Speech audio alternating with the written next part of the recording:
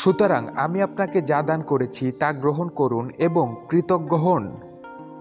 যারা দুনিয়ায় ঘুমায় তারা মৃত্যুর পর জেগে ওঠে, আর যারা দুনিয়ায় জেগে ওঠে তারা মৃত্যুর পর ঘুমিয়ে পড়ে। লাব্বাইক আল্লাহুম্মা লাব্বাইক, লাব্বাইক লা শারিকা লা লাব্বাইক, ইন্না হামদা ওয়ান নিয়ামাত্তাকা ওয়াল মুলুক লা শারিকা লাক। আল্লাহ তাআলা প্রিয় বান্দাদেরকে মাগফিরাতের দিকে ডাকছেন, আসো আমার বান্দা আসো, তোমাকে মাফ করে দেব, তোমাকে ক্ষমা করে দেব। যে ব্যক্তি খ্যাতি লাভের জন্য পোশাক পরে কিয়ামতের দিন আল্লাহ তাকে সেরূপ পোশাক পরাবেন, অতঃপর তাকে আগুন ধরিয়ে দেওয়া হবে। বিলাসিতা থেকে দূরে থাকো, কারণ আল্লাহর নেককার বান্দারা বিলাসী হয় না। আমি আমার রবের সাক্ষাতের আশায় মৃত্যুকে ভালোবাসি। হে প্রশান্ত আত্মা, ফিরে এসো তোমার রবের দিকে, যেন তিনি তোমার ওপর সন্তুষ্ট হয়ে যান। একজন মুমিন হৃদয়ের চেয়ে বড় ভালো কিছু এই পৃথিবীতে নেই। নিশ্চয়ই আল্লাহ সৎকর্মশীলদের ভালোবাসেন, বিশেষত তাদেরকে যারা ক্রোধ সংবরণ করে এবং মানুষকে ক্ষমা করে দেয়। অন্তরের আরোগ্য 5টি কাজ: 1. কোরআন চিন্তার সাথে তিলাওয়াত করা। 2. পাকস্থলী অধিক অধিক পূর্ণ না করা। 3. তাহাজ্জুদ নামাজ পড়া। 4. গোপনে দোয়া করা। 5. ঈমানদার মানুষের সংস্পর্শে থাকা। আমাদের জন্য আল্লাহ যথেষ্ট এবং তিনি কতই না উত্তম কর্মবিধায়ক। আর রাতের কিছু অংশে তাহাজ্জুদ পড়বে, এই তোমার অতিরিক্ত দায়িত্ব। অচিরেই তোমার রব তোমাকে প্রশংসিত স্থানে প্রতিষ্ঠিত করবেন। আমি তো আমার দুঃখ ও বেদনা আল্লাহর সমীপেই নিবেদিত করছি। যে ব্যক্তি গুনাহ করার সময় আল্লাহর ব্যাপারে লজ্জা পায়, তার সাথে সাক্ষাতের দিনে আল্লাহ তাকে শাস্তি দিতে লজ্জা পাবেন। আজ পবিত্র জুম্মা মোবারক। জুম্মার দিনে ও রাতে বেশি বেশি দুরূদ পাঠ করা। শয়তান তখনই আনন্দিত হয় যখন সে মুমিনকে হতাশ দেখে।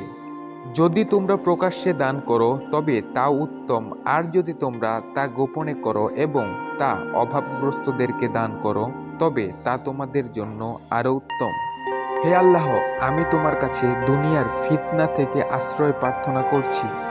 নিশ্চয়ই কষ্টের সাথে রয়েছে স্বস্তি।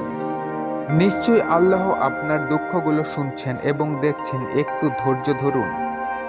উকবা ইবনু মুসলিম রাদিয়াল্লাহু তাআলা আনহু বলেছেন, বান্দার যে স্বভাব আল্লাহ তাআলার কাছে সবচেয়ে প্রিয় তা হলো বান্দার অন্তরে আল্লাহ তাআলার সঙ্গে সাক্ষাতের আগ্রহ। আর যে সময়টাতে বান্দা আল্লাহ তাআলার সবচেয়ে নৈকট্য পৌঁছে যায় তা হলো তার সামনে সিজদায় লুটিয়ে পড়ার সময়। জাহান্নাম ওই ব্যক্তিকে ডাকবে যে পৃষ্ঠ প্রদর্শন করেছিল ও মুখ ফিরিয়ে নিয়েছিল। জুম্মার দিন আবু হুরায়রা রাদিয়াল্লাহু তাআলা আনহু থেকে বর্ণিত, তিনি বলেন, রাসূলুল্লাহ সাল্লাল্লাহু আলাইহি ওয়াসাল্লাম বলেছেন, জুম্মার দিন মসজিদের প্রতিটি দরজায় ফেরেশতা এসে দাঁড়িয়ে যায় এবং সে ব্যক্তি প্রথম মসজিদে প্রবেশ করে তার নাম লিখে নেয়, অতঃপর ক্রমান্বয়ে পরবর্তীতে নামও লিখে নেয়। ইমাম যখন বসে পড়েন তখন তারা এসে লেখা পুস্তিকা বন্ধ করে দেন এবং তারা মসজিদে এসে জিকির শুনতে থাকেন।